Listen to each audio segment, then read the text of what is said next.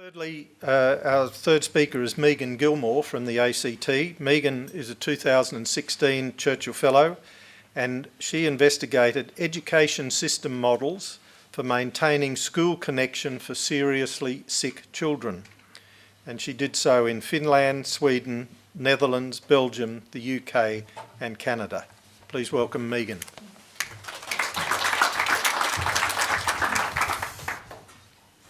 I'd like to pay my respects to the Ngunnawal people and the land that we meet on, and to elders and present and future leaders, and also to acknowledge children all over the country. In schools across Australia, up to 1.2 million kids face an illness that's serious enough to affect their education and attendance. Around 70,000 of those kids miss school for months to years. And they zigzag between home, hospital and school, and often across borders for treatment.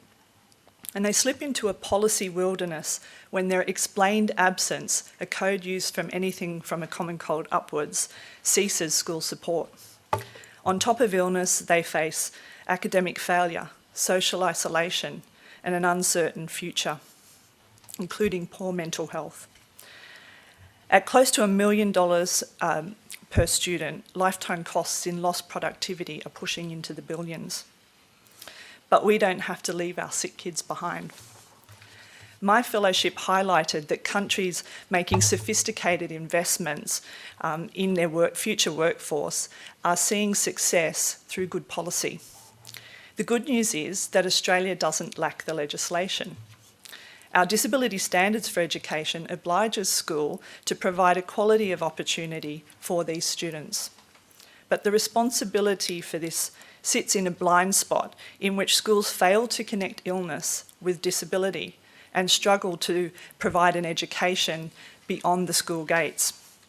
In Belgium, Flanders, however, I discovered that government policy requires schools to offer two-way digital connection to these students, or to every sick student in their jurisdiction who is absent, and funding follows.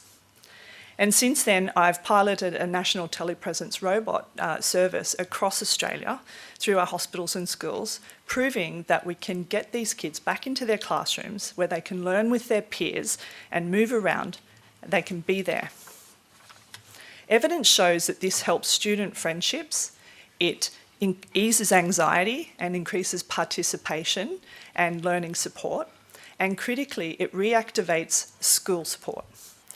From the mum of a boy with cancer, the robot brought light into Jensen's life when he was at his saddest point in treatment, and it assisted his motivation for recovery. Australia has the legislation and we have the technology. Now we just need the policy to give these kids a powerful presence in their classrooms. Let's close this gap in governance that is causing disadvantage to a growing number of students and give them the equity that they deserve. For all Australians, investments in our kids' healthcare and education that continues even when they're not at school must show equivalent personal, social and public returns. Here's how the Commonwealth can lead this cost-neutral change. First, make students with a health condition a priority equity cohort in national school reforms. Next, establish absence support policies and telepresence technology for continuous school connection. Then, oblige practice standards, set a health condition absence code and absence thresholds that will trigger support.